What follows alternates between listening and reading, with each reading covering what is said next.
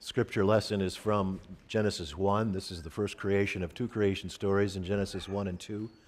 And I love the way the author exalts in God's creation of the diversity of our earth. Listen to this. I'll say a bit more about this in a moment. It's Genesis 1, verse 20. And God said, "Let the waters bring forth swarms of living creatures, and let birds fly above the earth and across the dome of the sky." So God created the great sea monsters and every living creature that moves of every kind with which the waters swarm, and every winged bird of every kind. And God saw that it was good. God blessed them, saying, "Be fruitful and multiply, and fill the waters in the sea, and let birds multiply upon the earth."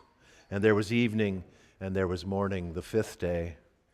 And then God said, "Let the earth bring forth living creatures of every kind, cattle and creeping things, and wild animals of the earth of every kind." And it was so.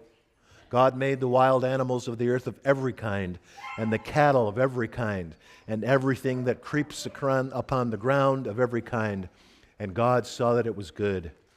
And then God said, "Let us make humankind in our image, according to our likeness, and let them have dominion over the fish of the sea, and the birds of the air, and over the cattle, and over every creeping thing on the earth."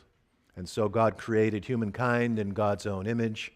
In the image of God, God created them, male and female. God created them. So I had this very clever, very sophisticated reflection on our scripture this morning that lasted about 5 minutes long, but I don't think we're in any mood to hear a reflection like that. So just let me say a couple of sentences about the scripture that I just read. Does anybody know how many species there are in the kingdom of fauna on earth? No.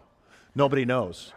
Well, we've counted 2 million species and named 2 million species, but we think that's as much as 10% of the total on earth. The estimate of the number of species that exist on earth is between 20 million and 200 million.